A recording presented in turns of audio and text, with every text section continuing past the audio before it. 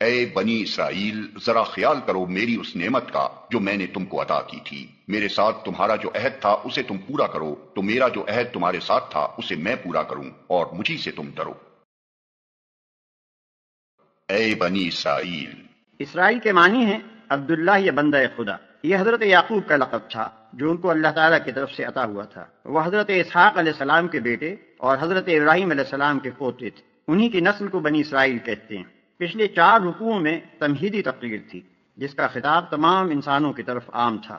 اب یہاں سے 14ویں رکوع تک مسلسل ایک تقریر اس قوم کو خطاب کرتے ہوئے چلتی ہے جس میں کہیں کہیں عیسائیوں اور مشرکین عرب کی طرف بھی کلام کا رخ پھر گیا ہے، اور موقع موقع سے ان لوگوں کو بھی خطاب کیا گیا ہے جو حضرت محمد صلی اللہ علیہ وسلم کی دعوت پر ایمان لائے تھے۔ اس تقریر کو پڑھتے ہوئے حسب ذیل باتوں کو خاص طور پر پیش نظر رکھنا چاہیے۔ اولاً اس کا منشا یہ ہے کہ پچھلے پیغمبروں کی امت میں جو تھوڑے بہت لوگ ابھی ایسے باقی ہیں جن میں خیر و صلاح کا عنصر موجود ہے، انہیں اس صداقت پر ایمان لانے اور اس کام میں شریک ہونے کی دعوت دی جائے جس کے ساتھ محمد صلی اللہ علیہ وسلم اٹھائے گئے تھے۔ اس لیے ان کو بتایا جا رہا ہے کہ یہ قرآن اور یہ نبی وہی پیغام اور وہی کام لے کر آیا ہے جو اس سے پہلے تمہارے انبیاء اور تمہارے پاس آنے والے صحیفے لائے تھے۔ پہلے یہ چیز تم کو دی گئی تھی تاکہ تم آپ بھی اس پر چلو اور دنیا کو بھی اس کی طرف بلانے اور اس پر چلانے کی کوشش کرو، مگر تم دنیا کی رہنمائی تو کیا کرتے، خود بھی اس ہدایت پر قائم نہ رہے اور بگڑتے چلے گئے۔ تمہاری تاریخ اور تمہاری قوم کی موجودہ اخلاقی و دینی حالت خود تمہارے بگاڑ پر گواہ ہے۔ اب اللہ نے وہی چیز دے کر اپنے ایک بندے کو بھیجا ہے اور وہی خدمت اس کے سپرد کی ہے۔ یہ کوئی بیگانہ اور اجنبی چیز نہیں ہے، تمہاری اپنی چیز ہے، لہذا جانتے بوجھتے حق کی مخالفت نہ کرو بلکہ اسے قبول کر لو۔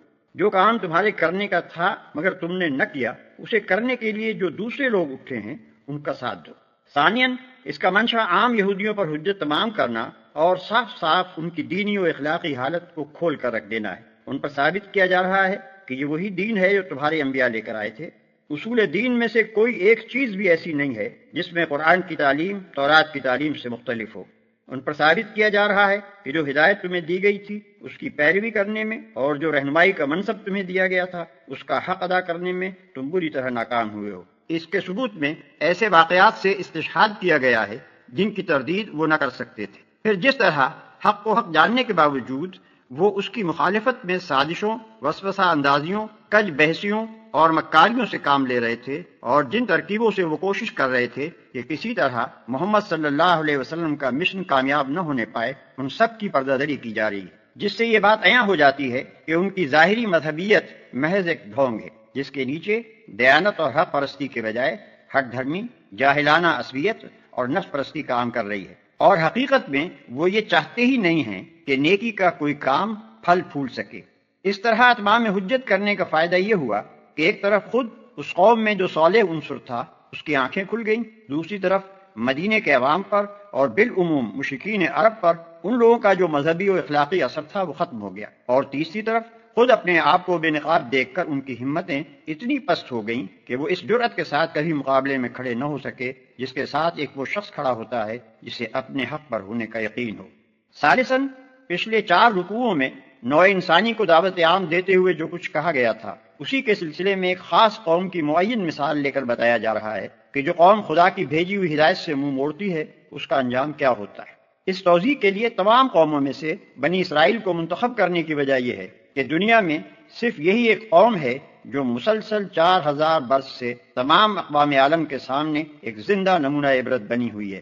ہدایت الہی پر چلنے اور نہ چلنے سے جتنے نشیب و فراز کسی قوم کی زندگی میں رونما ہو سکتے ہیں وہ سب اس قوم کی عبرتناک سرگزشت میں نظر آ جاتے ہیں۔ رابعاً اس سے پیروان محمد صلی اللہ علیہ وسلم کو سبق دینا مقصود ہے کہ وہ اس انحطاط کے گڑھے میں گرنے سے بچیں جس میں پچھلے انبیاء کے پیرو گر گئے۔ یہودیوں کی اخلاقی کمزوریوں، مذہبی غلط فہمیوں اور اعتقادی و عملی گمراہیوں میں سے ایک ایک کی نشاندہی کر کے اس کے بالمقابل دین حق کے مقتضیات بیان کیے گئے ہیں تاکہ مسلمان اپنا راستہ صاف دیکھ سکیں اور غلط راہوں سے بچ کر چلیں۔ اس سلسلے میں یہود و نصارہ پر تنقید کرتے ہوئے قرآن جو کچھ کہتا ہے اس کو پڑھتے وقت مسلمانوں کو نبی صلی اللہ علیہ وسلم کی وہ حدیث یاد رکھنی چاہیے جس میں آپ نے فرمایا ہے کہ تم بھی آخر کار پچھلی امتوں ہی کی روش پر چل کر رہو گے، حتیٰ کہ اگر وہ کسی گوہ کے بل میں گھسے ہیں تو تم بھی اسی میں گھسو گے۔ صحابہ نے پوچھا، یا رسول اللہ صلی اللہ علیہ وسلم، کیا یہود و نصارہ مراد ہیں؟ آپ نے فرمایا، اور کون؟ نبی اکرم صلی اللہ علیہ وسلم کا یہ ارشاد محض ایک توبیخ نہ تھا، بلکہ اللہ کی دی ہوئی بصیرت سے آپ یہ جانتے تھے کہ انبیاء کی امتوں میں بگاڑ کن کن راستوں سے آیا اور کن کن شکلوں میں ظہور کرتا رہا ہے۔ اور میں نے جو کتاب بھیجی ہے اس پر ایمان لاؤ، یہ اس کتاب کی تائید میں ہے جو تمہارے پاس پہلے سے موجود تھی، لہٰذا سب سے پہلے تم ہی اس کے منکر نہ بن جاؤ۔ تھوڑی قیمت پر میری آیات کو نہ بیچ ڈالو اور میرے غضب سے بچو۔ تھوڑی قیمت پر میری آیات کو نہ بیچ ڈالو۔ تھوڑی قیمت سے مراد وہ دنیاوی فائدے ہیں جن کی خاطر یہ لوگ اللہ کے احکام اور اس کی ہدایات کو رد کر رہے تھے۔ حق فروشی کے معاوضے میں خواہ انسان دنیا بھر کی دولت لے لے، بہرحال وہ تھوڑی قیمت ہی ہے، کیونکہ حق یقیناً اس سے گراں تر چیز ہے۔ باطل کا رنگ چڑھا کر حق کو مشتبہ نہ بناؤ اور نہ جانتے بوجھتے حق کو چھپانے کی کوشش کرو۔ اس آیت کو سمجھنے کے لیے یہ بات پیش نظر رہنی چاہیے کہ اہل عرب بالعموم ناخواندہ لوگ تھے، اور ان کے مقابلے میں یہودیوں کے اندر ویسے بھی تعلیم کا چرچا زیادہ تھا، اور انفرادی طور پر ان میں ایسے ایسے جلیل القدر عالم پائے جاتے تھے جن کی شہرت عرب کے باہر تک پہنچی ہوئی تھی۔ اس وجہ سے عربوں پر یہودیوں کا علمی رعب بہت زیادہ تھا۔ پھر ان کے علماء اور مشائخ نے اپنے مذہبی درباروں کی ظاہری شان جما کر اور اپنی جھاڑ پھونک اور تعویذ گنڈوں کا کاروبار چلا کر اس رعب کو اور بھی زیادہ گہرا اور وسیع کر دیا تھا۔ خصوصیت کے ساتھ اہل مدینہ ان سے بے حد مرعوب تھے، کیونکہ ان کے آس پاس بڑے بڑے یہودی قبائل آباد تھے۔ رات دن کا ان سے میل جول تھا، اور اس میل جول میں وہ ان سے اسی طرح شدت کے ساتھ متاثر تھے جس طرح ایک ان پڑھ آبادی زیادہ تعلیم یافتہ، زیادہ متمدن اور زیادہ نمایاں مذہبی تشخص رکھنے والے ہمسایوں سے متاثر ہوا کرتی ہے۔